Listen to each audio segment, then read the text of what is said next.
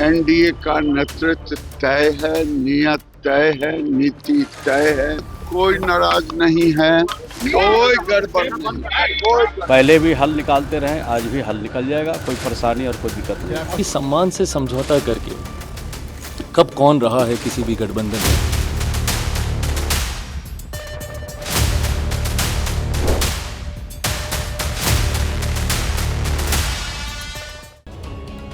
वो गाना सुना ना आपने, जिगर मां बड़ी आग है। कुछ वैसे ही तेवर एनडीए गठबंधन के लिए बेहद जरूरी चिराग पासवान के भी नजर आ रहे हैं। लोक जनशक्ति पार्टी रामविलास के अध्यक्ष चिराग पासवान बिहार विधानसभा चुनाव में सीट शेयरिंग के मुद्दे पर मानने को तैयार नहीं है। ऐसी खबरें हैं कि चिराग पासवान इस बात पर अड़ गए हैं कि उन्हें एनडीए 36 से 40 सीटें दे, जबकि गठबंधन चिराग को 22 से ज्यादा सीटें देने को तैयार नहीं है। धर्मेंद्र प्रधान, विनोद तावड़े और चिराग पासवान के बीच हुई मुलाकात की तस्वीरें मंगलवार की हैं, जब दोनों के बीच पूरे 50 मिनट की बातचीत हुई, लेकिन कोई हल नहीं निकला। खबरों के मुताबिक चिराग न सिर्फ 36 से 40 सीटें मांग रहे हैं, बल्कि अपनी पसंद की सीटों के लिए अड़े हुए हैं। आज ही चिराग पासवान के पिता रामविलास पासवान की पुण्यतिथि है, और इस मौके पर चिराग ने लिखा, पापा कहते थे जुल्म करो मत, जुल्म सहो मत, जीना है तो मरना सीखो, कदम कदम पर लड़ना सीखो। बस इसी के बाद सीटों के मुद्दे पर चिराग की नाराजगी की चर्चा तेज हो गई, जबकि पूरा एनडीए गठबंधन चिराग की नाराजगी को झुठलाने में लगा हुआ है। आज भारत की बात में हम इसी सवाल का जवाब ढूंढने जा रहे हैं कि आखिर चिराग में कितनी आग है।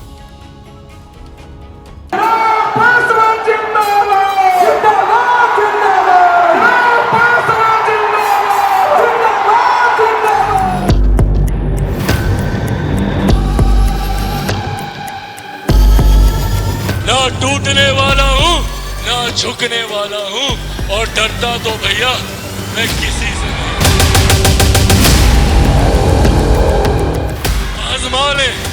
आजमा ले जितनी ताकत आजमानी है, मैं भी सीना तान के आपके सामने खड़ा हूं।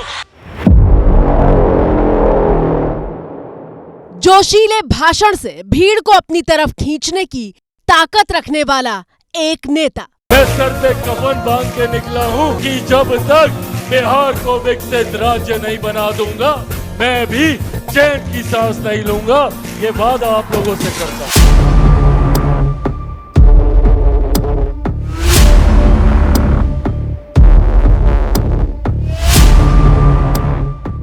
बिहार की जमीन पर खड़ा वो युवा चेहरा जो अपने दिवंगत पिता रामविलास पासवान की राजनीतिक विरासत को बखूबी संभाल रहा है।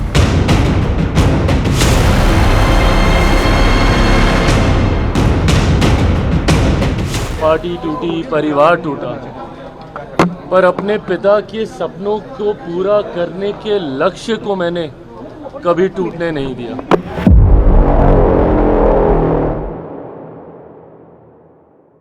शानदार व्यक्तित्व और बेहद संतुलित बातचीत। अभी तो महादेव और माता रानी के आशीर्वाद की बहुत जरूरत है। चुनाव के रण में उतरने वाले हैं, उन्हीं का आशीर्वाद नैया पार कराएगा। 43 साल के चिराग पासवान बिहार की राजनीति का वो नाम है जिन्हें नीतीश कुमार की तरह ही तमाम पार्टियां अपने साथ लेने के लिए उतावली दिखाई देती हैं। चिराग जी चुनाव लड़ते हैं तो बिहार के लिए अच्छी बात है। कोई नया लड़का जो जाति पाति की राजनीति नहीं करता है, अगर वो चुनाव लड़ते हैं तो बिहार की राजनीति के लिए अच्छी बात है। घमंड से हर मन से कहता हूँ कि मैं बिहारी हूँ, और ये घमंड मैं हर बिहारी की आंखों में देखना चाहता हूँ।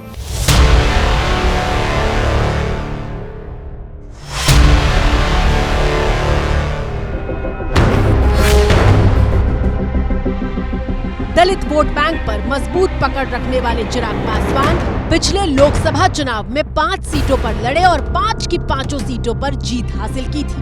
यही वजह है कि बिहार विधानसभा चुनाव से ठीक पहले चिराग पासवान ने बता दिया है कि वो अपने शानदार स्ट्राइक रेट के एवज में ही सीटें मांग रहे हैं। मैं अपने स्ट्राइक रेट को बरकरार रखना चाहता हूं। लोकसभा में जिस विश्वास के साथ गठबंधन ने सिंगल सांसद वाली पार्टी को 5 सीटें दे दी लड़ने के लिए, और मैं उनके विश्वास पे खरा उतरा। मैंने पांचों की पांचों सीटें जीतकर मैंने उन्हें दी।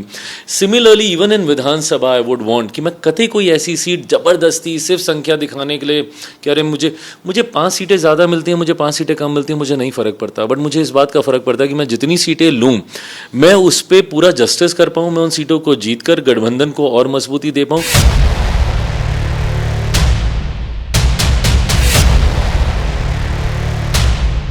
लेकिन यकीन मानिए, जितनी मीठी बातें चिराग पासवान कर रहे हैं असल में उतना है नहीं। चिराग पासवान की मांग 36 से 40 सीटों की है। चिराग का कहना है कि 2024 में जीती हुई 5 लोकसभा सीटों के आधार पर 2-2 विधानसभा सीटें मिलनी ही चाहिए। इसके अलावा बाकी सीटें अलग इलाकों में चाहिए ताकि पार्टी का विस्तार हो सके। मैं गठबंधन में एक नमक की भूमिका में हूँ, खाद्य प्रसंस्करण मंत्री हूँ, तो नमक के महत्व को और ज़्यादा समझता हूँ, तो मैं नमक की भूमिका में हूँ और बिना नमक के दाल का स्वाद नहीं आएगा। बात तो बिल्कुल सटीक कही है कि बिहार की राजनीति में चिराग पासवान वो नमक है जिसके बिना गठबंधन की दाल गलने वाली नहीं है। मेरी लड़ाई और कोई नहीं है, अगड़ा पिछड़ा दलित ब्राह्मण किसी से नहीं है मेरी लड़ाई सिर्फ गरीबों के लिए। और इसीलिए एनडीए गठबंधन के तमाम नेता जोर शोर से ये बताने में जुटे हैं कि सीट शेयरिंग पर बातचीत तो चल रही है, लेकिन चिराग पासवान के नाराज होने जैसी कोई बात नहीं है। हमारे यहाँ नेता तय है, नीति तय है, नीयत साफ है, हमारे यहाँ सब कुछ ठीक ठाक है।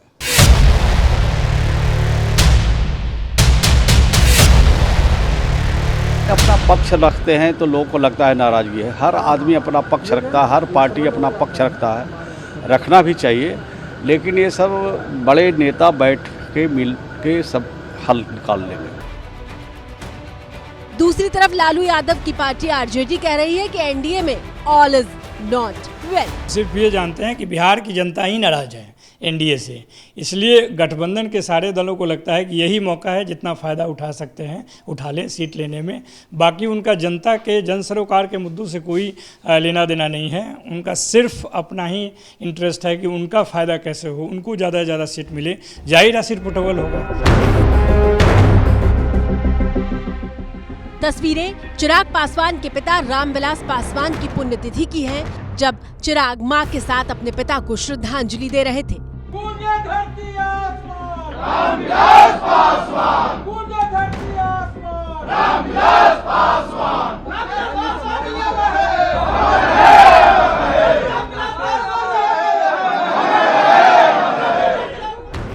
पुण्यतिथि के दिन चिराग पासवान ने एक्स पर लिखा, पापा हमेशा कहा करते थे जुल्म मत करो, जुल्म मत सहो, जीना है तो मरना सीखो, कदम कदम पर लड़ना सीखो।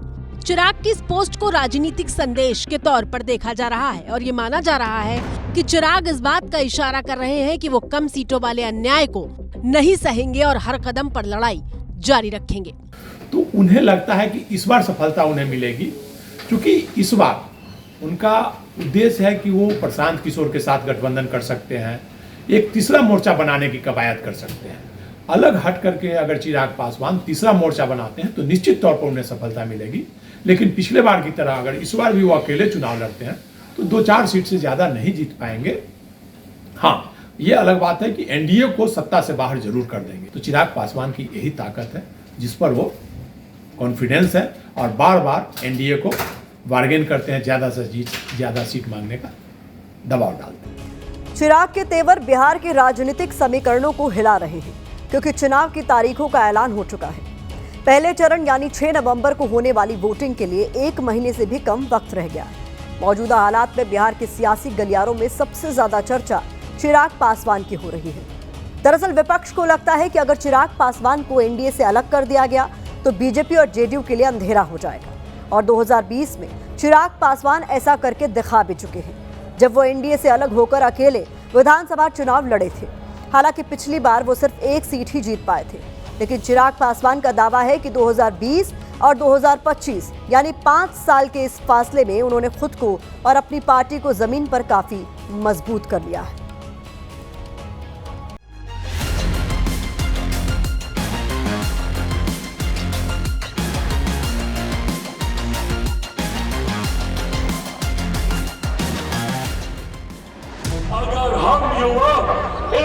हो जाए, एकत्रित हो जाए तो राज्य तो क्या, हम लोग देश को दुनिया का सबसे नंबर 1 देश बना सकते हैं। महागठबंधन में तेजस्वी यादव तो वहीं एनडीए गठबंधन में चिराग पासवान की छवि बिहार के एक मजबूत युवा नेता की है, जो इस बार डंके की चोट पर दावा कर रहा है कि वो जीतने की ताकत रखता है। अपनी क्षमता को मैं मानता हूं कि मैं संभवतः अकेले चुनाव लड़के 2020 का मेरा अनुभव है कि मैं शायद कई सीटें नहीं जीत पाऊं, बट 2020 से अभी तक मैंने अपने आप को और बहुत ज़्यादा मजबूत किया, हमारा संगठन बहुत ज़्यादा मजबूत हुआ, हमारे नेता काफ़ी ज़्यादा मजबूत हुए हैं। तो ऐसे में मुझे पता है कि ये इतनी सीटें हैं, अगर मैं अकेले भी अब चुनाव लड़ा तो मैं कम से कम इतनी सीटें तो मैं जीत ही पाऊँगा। चिराग पासवान के नाम पर उनकी पार्टी इतनी ज्यादा उत्साहित है कि उन्हें बिहार का कोहिनूर बताने वाले पोस्टर तक लगाए जा चुके हैं। देखिए, राजद दफ्तर के ठीक सामने जदयू ऑफिस भी बगल में ही है।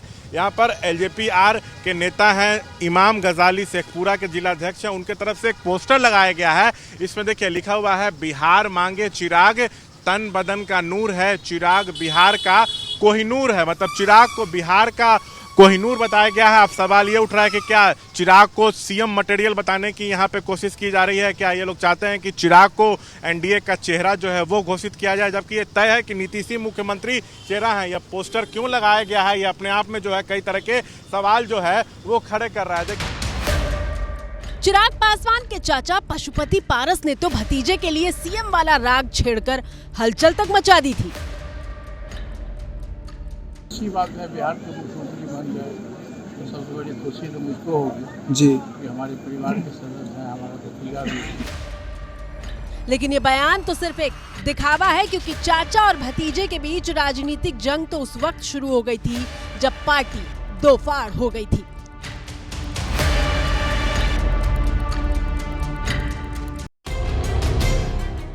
चिराग पासवान के चाचा पशुपति पारस महागठबंधन का हिस्सा हैं, लेकिन वो भतीजे के खिलाफ हुंकार भर रहे हैं और चेतावनी दे रहे हैं कि चिराग को हराने के लिए अपनी पूरी ताकत लगा देंगे।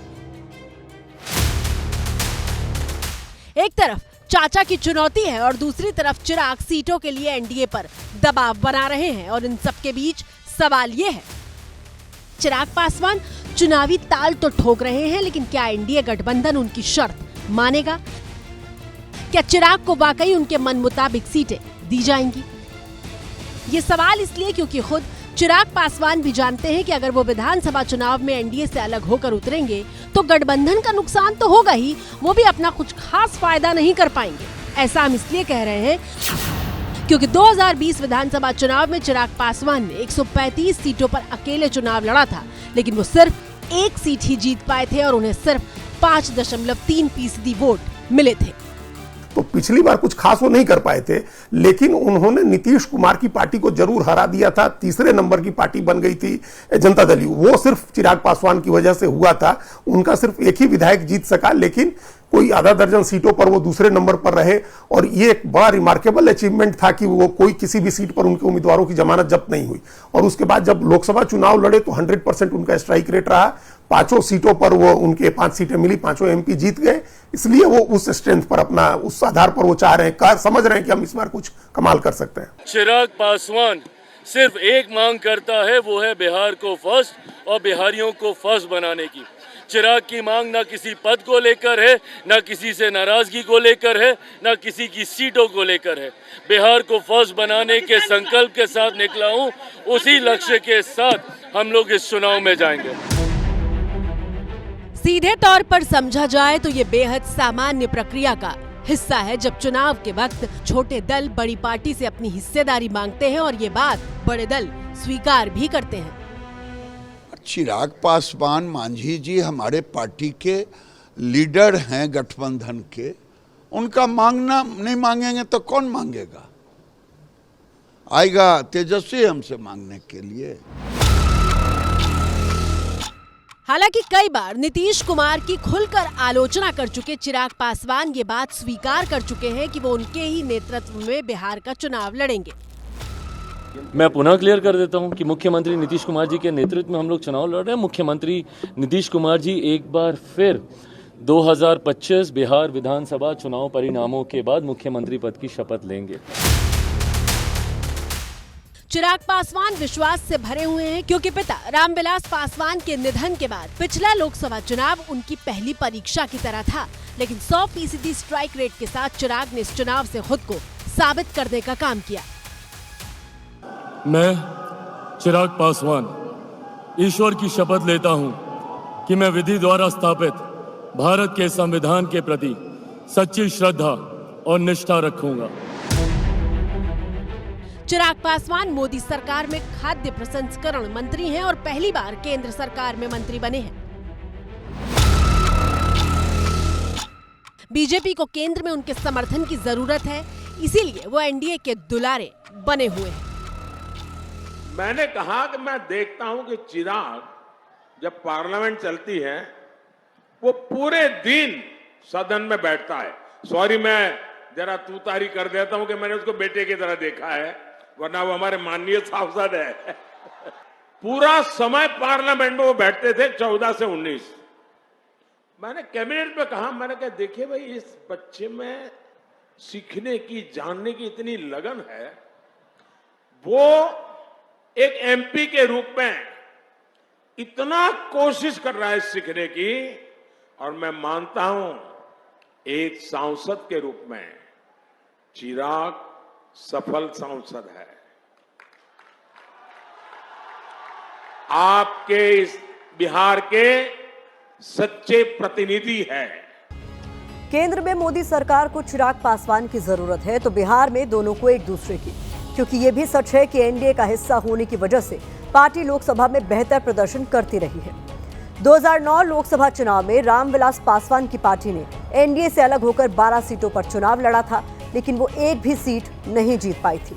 जबकि 2010 विधानसभा चुनाव में लोक जनशक्ति पार्टी आरजेडी के साथ 75 सीटों पर लड़ी, लेकिन सिर्फ 3 सीटें ही जीत पाई थी। 2015 की ही बात आपके सामने रख देते हैं, जहां एनडीए के साथ 42 सीटों पर चुनाव लड़ा, लेकिन सिर्फ 2 सीटें मिली।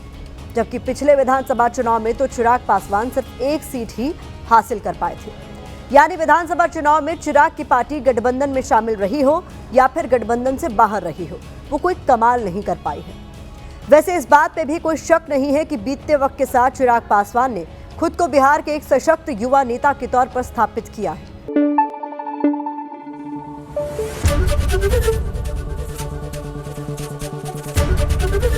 एबीपी न्यूज आपको रखे आगे।